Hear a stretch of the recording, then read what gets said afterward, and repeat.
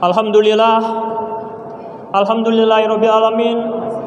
Assalatu wassalamu ala asrofil anbiya'i wal mursalin wa ala alihi wa sahbihi ajma'in, amma ba'd. Yang terhormat Bapak Ustadz Dr. Handes Muhammad Dahlan Arahab sebagai mubalik pada malam hari ini, para alim ulama, tokoh masyarakat, bapak-bapak, ibu-ibu, para rekan remaja, dan tak lupa adik-adik yang kami banggakan. Pertama-tama, marilah kita bersyukur atas nikmat kesehatan dan juga nikmat Islam, sehingga kita dapat berkumpul di masjid kita yang tercinta ini. Salawat beriring salam tak lupa kita haturkan kepada junjungan alam Nabi besar Muhammad sallallahu alaihi wasallam dengan mengucapkan Allahumma sholli ala sayyidina Muhammad wa ala ali sayyidina Muhammad. Jamaah yang insyaallah dirahmati Allah Subhanahu wa taala. Sebelum kita mendengarkan tausiah Ramadan pada malam hari ini, kami dari panitia Ramadan akan menyampaikan beberapa pengumuman. Iya.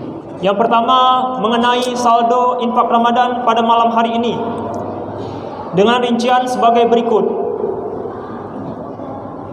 Saldo pada malam sebelumnya berjumlah Rp13.220.000. Sedangkan penerimaan pada malam sebelumnya sebesar Rp750.000. Sehingga total saldo hingga pada malam hari ini berjumlah Rp13.970.000. Terima kasih kami ucapkan kepada para jamaah yang telah menginfakkan sebagian rezekinya. Semoga apa yang diberikan akan dibalas oleh Allah Subhanahu wa taala. Untuk itu, marilah kita sama-sama sedekahkan Ummul Quran. Al-Fatihah. Iya, kalau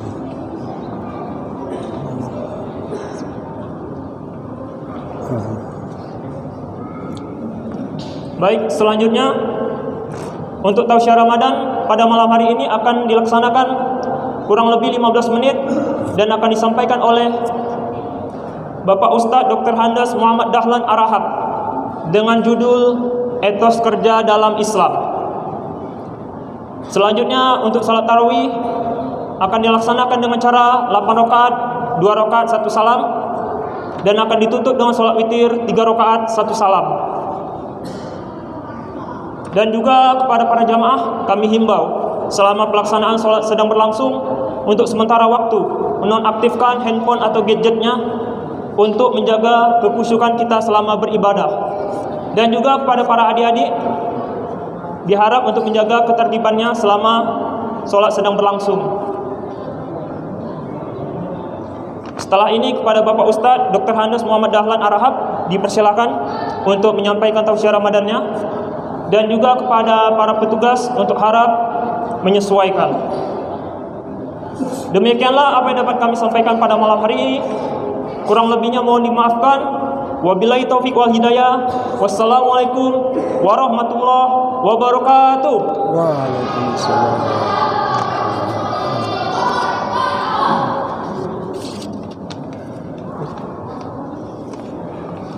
Di atas. Yuk. Oke.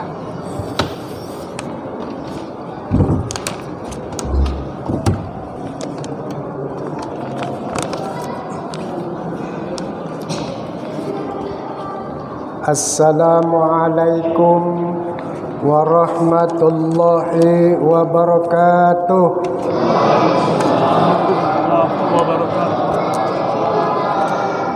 Subhanallah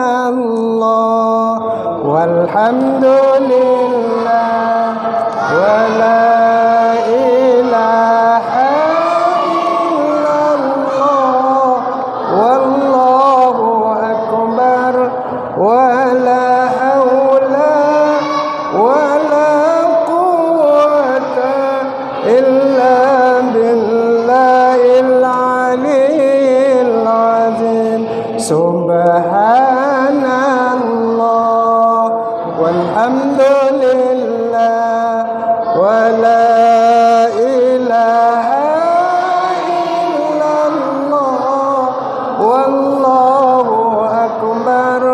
ولا حول ولا قوة إلا بالله العلي العظيم. بسم الله الحمد لله ثم الصلاة والسلام على رسول الله وعلى آله ومن والاه. سبحانك لا علم لنا إلا ما علمتنا إنك أنت العليم الحكيم ولا حول ولا قوة إلا بالله. أما بعد. رضيت بالله ربا وبالإسلام دينا وبمحمد نبيا ورسولا. رب اشرح لي صدري ويسر لي أمري واhlul 'uqdatam min lisani yafqahu qawli. Alim ulama, guru-guru kami yang kami muliakan, pengurus masjid yang kami banggakan, segenap ibu dan bapa hadirin wal hadirat yang berbahagia, anak-anak TPQ yang kami cintai dan yang kami sayangi. Alhamdulillah, kita bersyukur kehadiran Allah Subhanahu wa taala. Kita hidup di tahun 1444 Hijriah yang Allah sudah lenyapkan COVID-19 dari hadapan kita. Yang saat ini kita bersama Ramadan menata kehidupan kita lebih baik.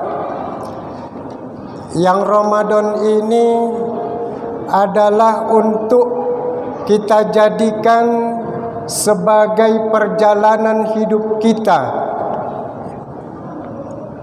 ke depan untuk menjadikan kita hamba-hamba Allah yang bertakwa kehadirat Allah Subhanahu wa taala. Ibu dan bapa hadirin wal hadirat yang berbahagia, kalau kita berbicara tentang Ramadan, ini sudah malam ke-14 tanpa kita sadari. Maka Ramadan akan meninggalkan kita, bukan kita yang meninggalkan Ramadan. Rugilah orang yang tidak bersama Ramadan, yang tidak mengambil kebaikan-kebaikan yang terkandung di dalam bulan suci Ramadan itu. Termasuk bagi kita yang Ramadan ini didatangkan oleh Allah, kesempatan tidak datang kedua kali. Kesempatan adalah satu kali yang diberikan Allah. Terbukti bagi kita, hari ini berapa banyak yang kembali kepada Allah kita enggak tahu. Dan hari ini berapa banyak yang datang ke permukaan bumi ini juga kita enggak tahu.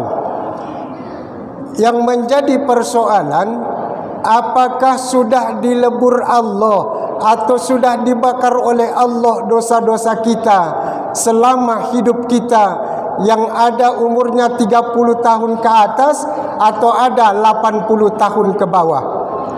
Maka kita perlu melihat berapa banyak dosa-dosa kita yang kesempatan inilah Bapak Ibu untuk kita jadikan Allah memberikan peluang bagi kita melebur dosa-dosa kita. Yang merasa berdosa, banyaklah beristighfar kepada Allah Subhanahu wa taala, karena sebentar lagi kita akan ditemukan oleh Allah yang namanya Idul Fitri, kembali kepada kesucian kita, bagaikan kita lahir dari rahim ibu kita enggak ada dosa sama sekali. Tapi menjadi persoalan bagi kita di Idul Fitri adalah catatan penting bagi kita. Ibu-ibu yang punya suami atau bapak yang masih punya istri, begitu Idul Fitri jangan langsung berangkat ke masjid. Apa yang lakukan? Selesaikan dulu urusan kita, anak beranak, suami istri, anak beranak, minta maafan dulu di rumah kita, baru kita berangkat ke masjid. Berapa banyak ini yang tidak melakukan ini?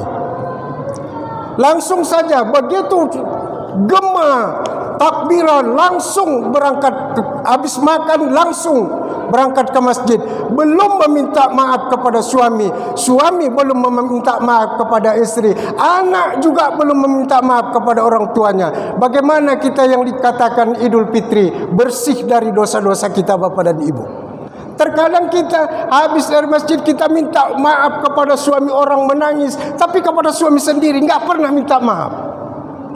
Ini banyak sudah terjadi Bapak dan Saudara. Maka tahun ini mari kita jadikan momentum untuk menjadikan kita baik, bahwa kita biar supaya bersih, betul-betul bersih kita. Kalaupun kita dipanggil oleh Allah, kita enggak ada dosa, dan di dalam kubur kita nyaman. Kita ditanya dengan 5 perkara: man rabbuka, man nabiyuka, man imamuka, man kiblatuka, man ikhwanuka. Semua bisa kita jawab, sebab dosa-dosa kita sudah dihapuskan oleh Allah Subhanahu wa taala. Ibu dan bapak, hadirin wal hadirat, sekadar info seperti itu. Tema kita tadi disampaikan oleh pembawa acara adalah etos kerja dalam Islam. Ramadan pun membahas etos kerja. Kan luar biasa PMB. Kalau kita pikir apalah kaitannya itu, ya kan? Bekerja-kerjalah. Ini sama Ramadan pun disampaikan etos kerja. Nah, baik. Kalau kita perhatikan, dalam Islam itu adalah agama yang mengatur semua urusan dalam sendi kehidupan.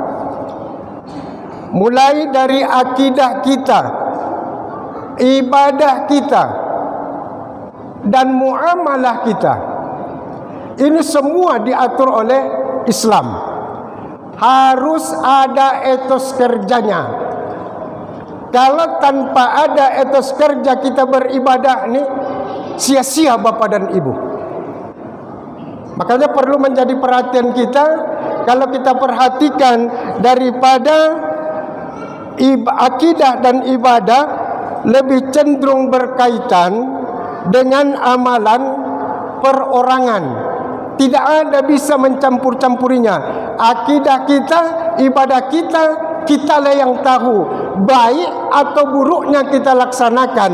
Inilah membuktikan bahwa tidak ada yang boleh intervensi dalam akidah kita maupun ibadah kita yang kita laksanakan kepada Allah Subhanahu wa taala. Lain halnya dengan seperti akidah apa muamalah. Muamalah ini sangkut paut dengan sesama manusia. Jual beli adalah muamalah. Bekerja sesama kita, ada atasan, ada bawahan, ada karyawan. Nah, itu adalah muamalah, diatur. Karena ada sistemnya bahwa dititipkan amanah yang tak boleh kita khianati. Barang siapa yang sudah bekerja tapi tidak maksimal, dititipkan 8 jam tapi dia korupsi 1 jam, ingatlah itu, bahwa mula-mula dititipkan Allah amanah ini kepada langit. Langit enggak dapat menerimanya Bapak Ibu. Dititipkan Allah ke gunung, gunung pun enggak dapat menerimanya. Berat amanah nih. Udah itu dititipkan kepada bumi, bumi pun enggak mampu untuk menerima dan menjalankan amanah itu. Maka dititiplah kepada manusia, termasuk kita-kita ni. Maka kita terimalah amanah ni. Maka kata Allah, innahu kana zaluman jahula. Maka sesungguhnya manusia itu amat sangat bodohnya. Amanah ni enggak nampak, tapi berat Bapak Ibu. Contoh, ini contoh nih. Anak-anak yang diamanahkan oleh Allah kepada kita, banyak yang kita sia-siakan. Kadang ayah membangunkan anak untuk solat, kata si ibu, "Pak, janganlah Pak, kecapean anak kita. Enggaklah solat subuh dia." Itu amanah tuh.